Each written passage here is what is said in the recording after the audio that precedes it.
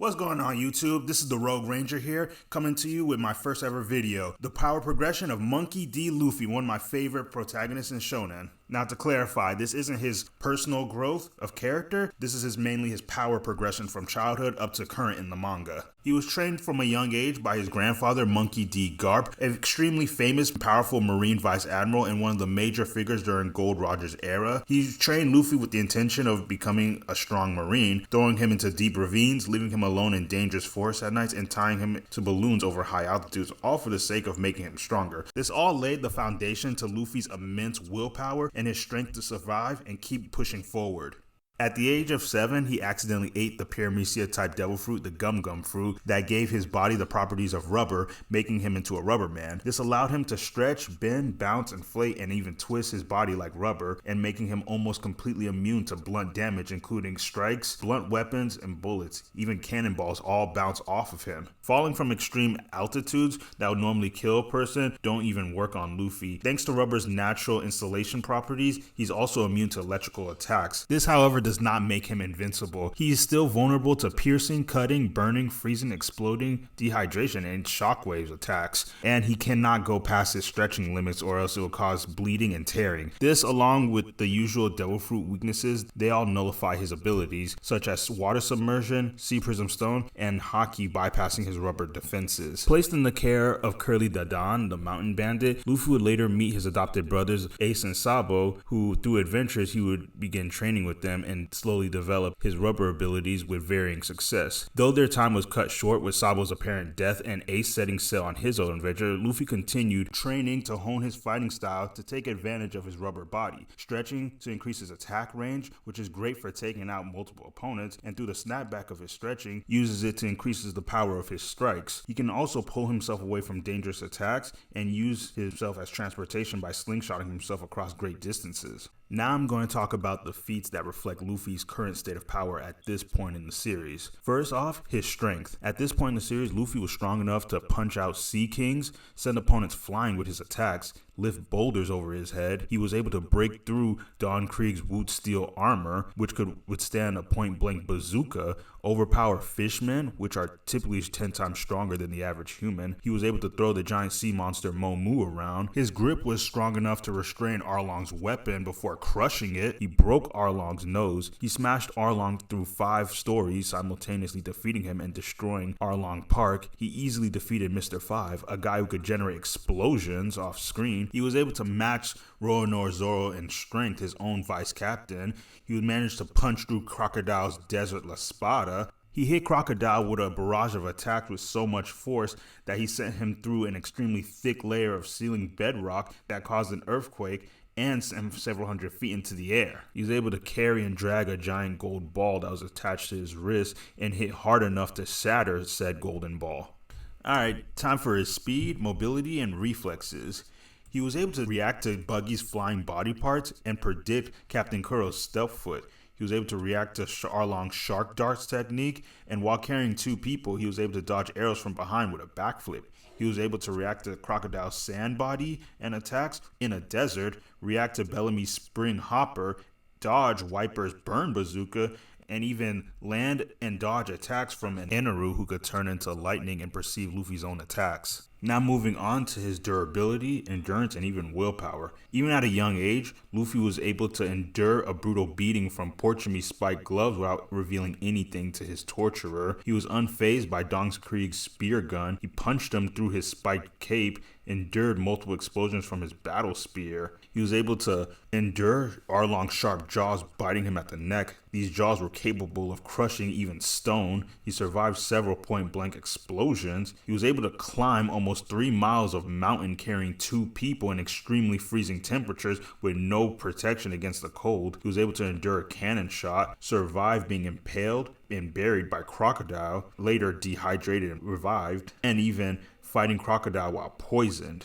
During Skypiea, he was able to endure and recover easily from impact dials to the face that generate shockwaves that bypass his rubber defenses, and he was also able to endure Wiper's burn bazooka. Now lastly, his intelligence and instinct. While Luffy isn't known for his intellect, in battle he's often making the right decisions and choices off of instinct that lead to huge advantages in battle.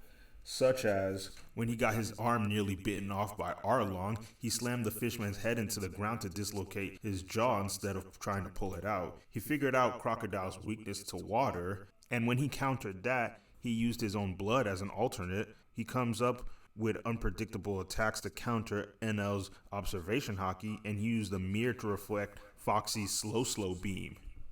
Through his adventures at sea, mainly through the Grand Line, Luffy's battles and encounters with other Devil Fruit users and races such as fishmen and giants has expanded his view of the world. His battle and overwhelming defeats with the warlord Crocodile gave him the insight on the possibilities of devil fruits. The more the user understands their own capability, the greater the variety of techniques the user can utilize. This laid the foundation and groundwork for Luffy's ingenuity and creativity with his own devil fruit powers, along with his adaptability to his opponents' fighting styles and powers in later battles, less powering through his opponents with sheer will alone, and more adapting and creating new techniques in response to them.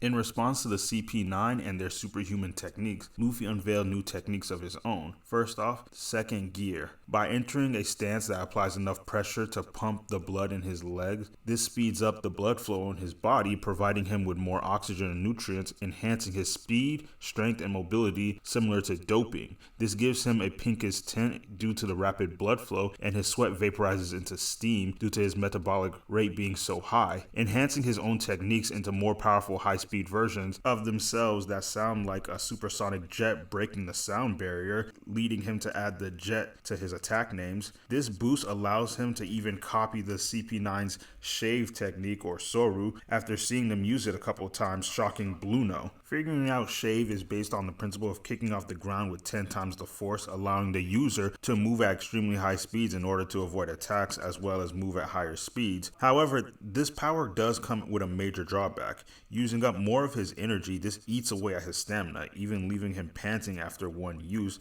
and paralyzed after extended use. Repeated use also weakens the technique, as noted by Rob Lucci. Having a faster blood flow will be useless with no nutrients to use. Lastly, second gear hacks away at Luffy's lifespan as he's basically starving his body.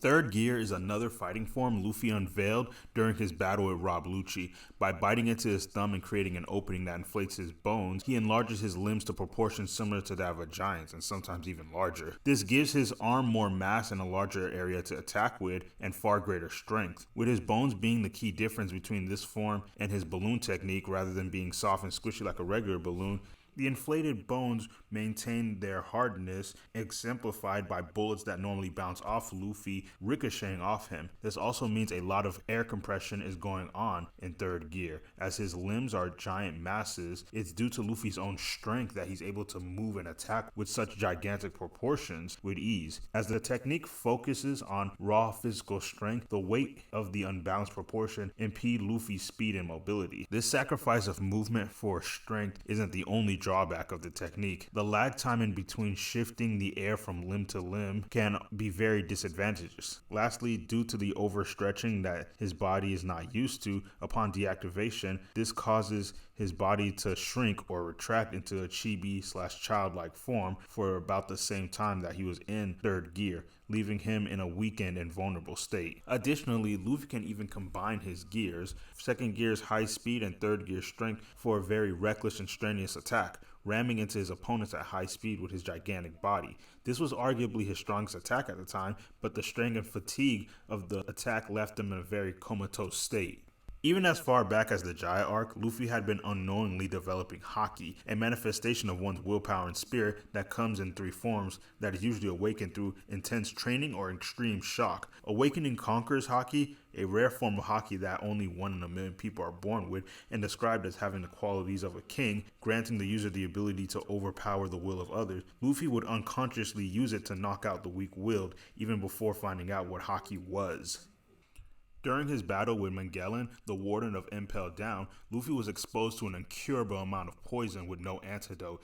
that was sure to kill him. However, he was saved by Emporio Anvikov, injecting him with hormones to stimulate his immune system, giving him the chance to fight for his life, which was only going to give him a 2 to 3% chance of survival. During this process, his body was repeatedly broken down and regenerated at high speeds. He not only successfully fought to stay alive, but returned to consciousness within just 20 hours in what was supposed to be for 2.5 days at the cost of 10 years of his lifespan. Surviving this event, he developed an immunity to most poisons. During this time, Luffy was strong enough to build up power to bust through heavy armor, damage Lucci in his hybrid form, push apart 2 buildings that he was stuck between with no leverage, generate half the force that could puncture a hole through a massive tidal wave, take out hundreds of marine soldiers in minutes, damage Bluno through his iron body, clash with Rob Lucci to create a shockwave, smack away cannonballs thrown by his grandfather Garp, punch a celestial dragon, send a huge panther flying, finish off an awakened zone with a wax punch, hold off Magellan with wax armor. With his speed and reflexes, he was able to keep up with Bluno's shave and dodge his Tempest kicks, react to Rob Lucci in his human form, dodge his Victory Bird while in 3rd gear, grab Kobe out of his shave, dodge point blank gunfire, and punch Kobe mid-shave. Back to Luffy's intelligence. He analyzes and copies the CP9's shave technique after seeing it a couple times. He kicks Moria from underneath the ground to avoid his shadow. He has Mr. 3 coat his arms and legs in wax to fight against Magellan's poison. He remembers Crocodile's weakness to water months later. He uses Buggy as a meat shield against Mihawk and tries to use a ship mast as a diversion to get through the admirals. Luffy's strength in 2nd gear overwhelmed Bluno, temporarily matched Rob Lucci in his hybrid form.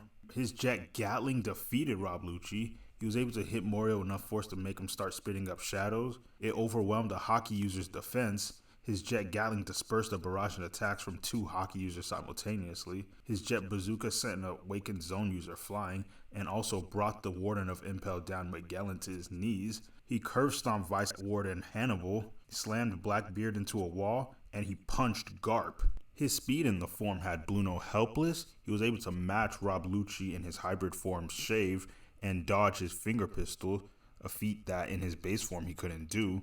A hockey user couldn't react to him, and he was able to dodge swings from Mihawk's sword.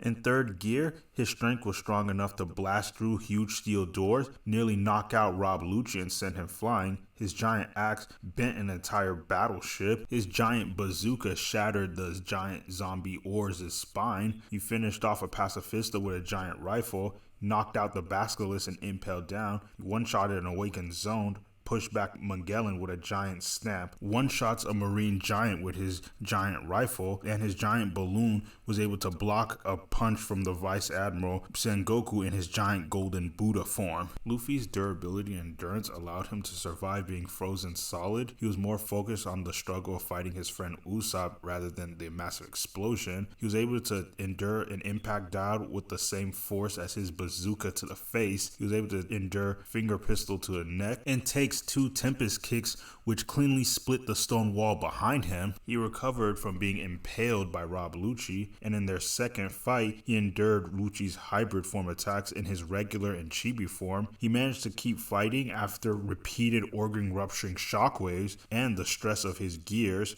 He had the willpower to withstand 100 shadows being placed inside his body and take hits from a powered up Moria that could crack an island, and the strain of both gears simultaneously. He was able to endure hockey attacks, bypassing his defense. During a fight with Magellan, he was poisoned to incurable levels and left for dead in a frozen wasteland, but still fought on. He underwent an excruciating 3-day process to generate the antibodies to fight off the poison with a 2% survival chance and completed it within 20 hours. He endured Blackbeard negating his rubber powers, a slash from the world's greatest swordsman Mihawk, a kick at the speed of light. He gets impaled by a finger pistol, pierced by a laser, and kicked again at the speed of light, all under the effects of adrenaline hormones his body finally gives out. And while unconscious, Akainu's magma leaves a scar on his chest. After repeated defeats and failing to save the life of his brother, Luffy acknowledged that he was too weak to move forward in his journey to become the Pirate King and decided to train for 2 years with Rayleigh, the first mate and right hand to the previous Pirate King Gold Roger. During this time, he mastered the basics of all 3 types of haki in only a year and a half. With his Conqueror's haki, he was now able to knock out people at will, with the most being the 50,000 members of the new Fishman Pirates in an instant. He's able to clash against fellow Conqueror haki users Don Kinjao, Don Quixote del Flamingo, and Charlotte Katakuri. Learning observation haki, he was capable of sensing the presence, emotion, and intent of others, greatly aiding in his ability to dodge and perceive attacks. With this, he casually predicts and dodges high-speed and rapid-fire attacks such as bullets and laser beams. With his armament haki, he's able to form an invisible armor around himself to increase his defense and offense. This even allows him to strike Logia users' intangible bodies. When concentrated, it takes on a stronger blackening effect, usually called hardening, generally used to harden parts of his body that he's striking with or protecting against major attacks. His armament defense is strong enough to protect him from bladed weapons, even shattering some. However, his haki defense can still be overwhelmed by greater force, usually by an opponent's superior armament haki. Luffy not only worked on his haki, but he refined his mastery of his devil fruit. He can now stretch and expand much easier than before with less effort. This in turn has made utilizing his gears far easier and more efficient, with him no longer reserving the techniques as much. No longer needing to enter a stance to pump his blood, with just a flex of his arm he can now activate second gear for a successive short burst. This conserves his stamina far better, and the efficiency of it allows him to end fights with opponents far quicker. Combined with haki, Luffy can even hit with such speed and force that it causes his fist to ignite in flames. With his third gear now having faster, smoother inflating process, Luffy seemingly controls where the air is stored within his limbs. Instead of equally distributing it out his whole arm, he now lets it sit in his fists and wrists. This new shape improves his power and speed by allowing him to attack and retract much faster than before, and greatly lessens the mobility reduction. Infusing it with haki further increases its durability and power tremendously. Luffy also no longer shrinks after using the technique. Fourth gear.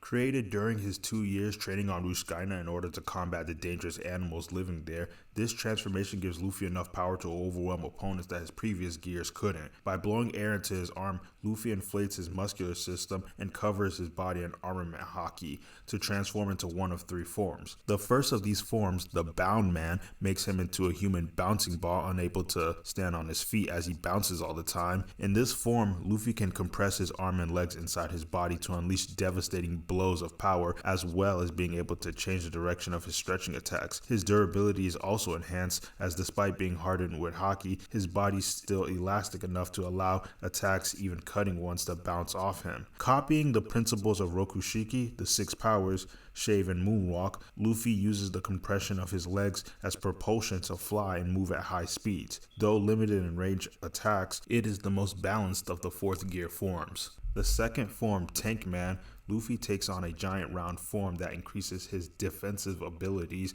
to a point far superior to Bound Man. Though we've only seen the stuffed version, it's capable of sending opponents flying through recoil, and it lacks the mobility Bound Man has. The last form, Snake Man, a much slimmer form that focuses on speed and unpredictability. It combines the compression and redirecting stretching to launch a continuously accelerating attack. The result, the longer it lasts, the faster it hits, and the faster the punch, the stronger the attack, making this form the perfect counter to agile opponents who specialize in dodging. However, because of his body's lack of inflation, Luffy's defense is considerably worse compared to his Bound Man and Tank Man forms. Like most of Luffy's power-ups, 4th gear has a number of drawbacks for Luffy, such as the time limit he can keep it active. Once he goes over that limit, 4th gear automatically deactivates, leaving him vulnerable, as due to the form's extreme haki consumption, it leaves him unable to use haki for 10 minutes. However, if he deactivates the form before that time limit, the drawbacks are diminished enough for him to be fine. It's because of these downsides that 4th gear is usually used as his last resort trump card or when going all out. Luffy appears to have the voice of all things. Not much is known about it, but it seems to be an ability that lets him hear the voices of certain creatures, such as Sea Kings on Fishman Island and the giant elephant Zunisha, working sort of like telepathy, similar to what the previous Pirate King Gold Roger once had. Back to his feats. Luffy one-shots a pacifista with a jet pistol, something that 2 years ago it took him and his whole crew to accomplish. He knocks out a massive kraken with a single punch of his elephant gun. He defeats an opponent while tied up. He sends Hori flying with a kick. His haki hardening on his head indents a solid steel shell, shatters a cliffside by punching Hori into it. While very deep underwater, Luffy moves his arm fast enough to ignite it on fire and creates an explosion upon hitting Hori, which launches him underwater. He knocks out Hori and smashes him into the Noah with an elephant gun, which he proceeds to attempt to destroy the massive ship with an elephant gatling. The Noah is half the size of Fishman Island, and he would have destroyed it if he wasn't stopped. His kicks can hurt a dragon. He one-shots Monster Point Chopper with an elephant gun. He leaves his fist imprint on Caesar's face.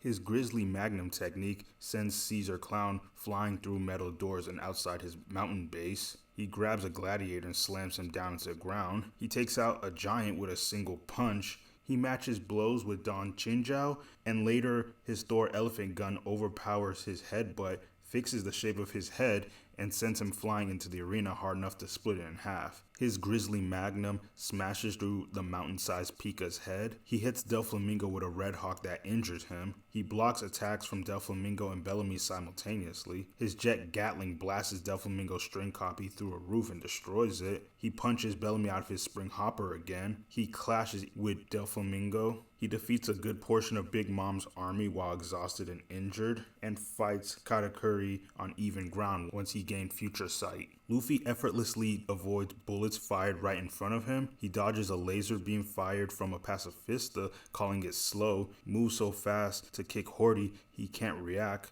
twice, casually avoids Hori's barrage of water, escapes from a massive explosion while being restrained, dodges the air around him being ignited in flames, dodges Caesar's beam of lit gas, casually avoid many projectiles thrown by Jean Ongo, saves Kyros from Doflamingo's building slicing kick, avoids a simultaneous attack from Doflamingo and his copy, avoids Doflamingo's break white, avoids fatal blows from Katakuri who can see the future.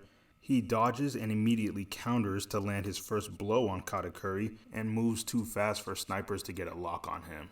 Luffy's tough enough to take hits from Jinbei's Fishman Karate, which uses shockwaves, endure a bite from Hori, tries to destroy the Noah while bleeding out. He's unaffected by Caesar's poisonous gas. He easily recovers this explosion from Caesar. He endures Bellamy's hockey attacks. He gets hit by Doflamingo's overheat, endures his string attacks. Rebecca's sword breaks against his hockey armament head. He endures Doflamingo's string tendrils. He blocks Cracker's sword with his foot. He endures Cracker's biscuit swords. He fights Cracker for 11 hours, takes this beating from Sanji, takes on Big Mom's army while injured from the previous 2 fights and on a hunger strike. Despite still being extremely weak from fatigue and hunger, when he escaped, he beat up every enemy he encountered. He endured fighting Katakuri for 9 hours, an opponent who used superior versions of his own techniques, and whose armament hockey overpowered Luffy's. He endured Katakuri's awakened techniques in his base form, which broke through his 4th gear defenses, and continues fighting even after being stabbed through his side. He aims deflected bullets back at his opponents instead of randomly. To avoid suffocation from Caesar's techniques, he stretches his neck out of range. He overtaxes Cracker's biscuit creating powers by constantly eating his creations, and he figures out Katakuri isn't intangible but just uses his future sight and shape changing to make it seem like it. In 4th gear Bound Man, Luffy was strong enough to break through Doflamingo's guard and send him through multiple buildings with a single blow, and proceeds to ragdoll him through Dressrosa. His Leo bazooka sends him flying across a city block and smashes him into a mountain. Simply entering 4th gear breaks Doflamingo's strings. Luffy's King Kong gun overpowered Doflamingo's God Thread, broke through his spiderweb techniques, and launched him into the ground with such force that it folded parts of Dressrosa. One Kong gun broke through Cracker's biscuit soldiers when Luffy's 2nd and 3rd gear attacks couldn't. In Tank Man, he sent Cracker flying through the remainder of his biscuit soldiers past the seducing woods and crashing into Whole Cake Chateau. Luffy's Kongun broke through Katakuri's guard and sent him flying through a pillar. In Snake Man, he evenly trades blows with Katakuri, and their final attacks result in a double knockout. In Bound Man, he's able to shave as he flies through the air and avoid Doflamingo's string tendrils. He was able to transform and avoid Katakuri's attacks simultaneously. And Snake Man is so fast that it's able to counter Katakuri's future sight. In Bound Man, Doflamingo's kick bounced off him, the same kick that was used to slice 3 buildings, and shrugged off most of Doflamingo's awaken attacks. In Tank Man, Cracker was unable to tell if Luffy's body was soft or hard. And in Snake Man, he was hit by Katakuri's diced mochi, which creates a deep crater, and he got back up.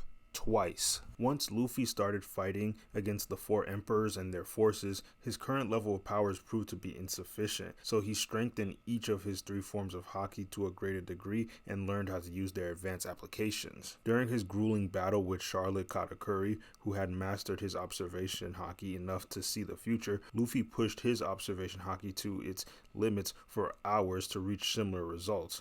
This evened the playing field, as before he only landed blows due to Katakuri losing his cool and focus. As said before, Future Sight put Luffy on even terms with Katakuri despite his opponent's advantages, when prior he couldn't even touch him, such as dodging this barrage. He was able to easily take out snipers in Wano. His Future Sight enabled him to instruct another how to dodge multiple attacks. Once he understood Appu's sound-based attacks, he easily avoided them. He was able to partially dodge Kaido's Thunder Bagua. Here in 4th gear, he easily dodges Kaido's Demolition Gust, and he was the first one to sense Kaido and Big Mom's combined attack. After his crushing defeat at the hands of Kaido, Luffy began training his armament haki to damage the Emperor's monstrous durability. Finding a teacher in Hyogoro who taught him Ryo, which is what the people of Wano call the skill of letting haki flow out and emitting it in a form of invisible burst more potent than the hardening ability. During this training, Luffy also inadvertently achieved an even higher grade of advanced armament that lets him channel it into his target's body and damage them from the inside out. This boost in power was enough to damage the aforementioned Kaido with a 3rd gear flaming punch, whereas 4th gear beforehand did nothing and endured his attacks in his standard form. With this boost in armament haki, Luffy's Red Rock was able to damage and set Kaido ablaze. His 4th gear attacks now bypassed Kaido's defenses, damaging him. He was able to power through Kaido's Blast Breath in 4th gear, and his barrage of 4th gear attacks sent Kaido crashing down to Onigashima. And in his base form, he was able to get back up from being knocked out from Kaido in his hybrid forms Conqueror of 3 Worlds Ragnarok attack. Later on, during the Battle of Onigashima, while battling Kaido, Luffy learned that he can infuse his attacks with Conqueror's haki to greatly amplify his attack power. This, combined with his advanced armament haki, enabled Luffy to hit Kaido in his hybrid form with immensely powerful blows without even making direct contact with his body. However, due to having only recently learned the ability, his skill was stated to be crude and clumsy by Kaido, who swiftly defeated him. Nevertheless, as usual, Luffy bounced back to clash with Kaido again, this time the 2 of them splitting the sky. With this massive jump in power, Luffy was able to fight on par with Kaido's hybrid form, while Luffy himself was in his base form. He was even able to stay conscious from a variant of Kaido's Conqueror of 3 Worlds Ragnarok technique that previously knocked him unconscious. Here he blocks Kaido's Dragon Twister Demolition Gust. They match barrage attack techniques evenly. His Snake Man form puts pressure on Kaido. He recovers from being bitten, hit with a Blast Breath at point blank range through the island of Onigashima, and recovers. In Bound Man, his Over Kong gun, which is a more powerful version of his King Kong gun, causes Kaido's Blast Breath to go off in his own mouth, and he's able to stay conscious after being hit with a stronger Thunder Bagua and keeps 4th gear active. Well, Luffy's come a long way from the so-called crybaby little brother to fighting on par with the strongest pirates of the verse. Now, I'm sure in a couple of chapters or so, this video will be horrendously outdated, but anything I missed, leave in the comments below. Subscribe, like, and share. This has been the Rogue Ranger, and have a nice day.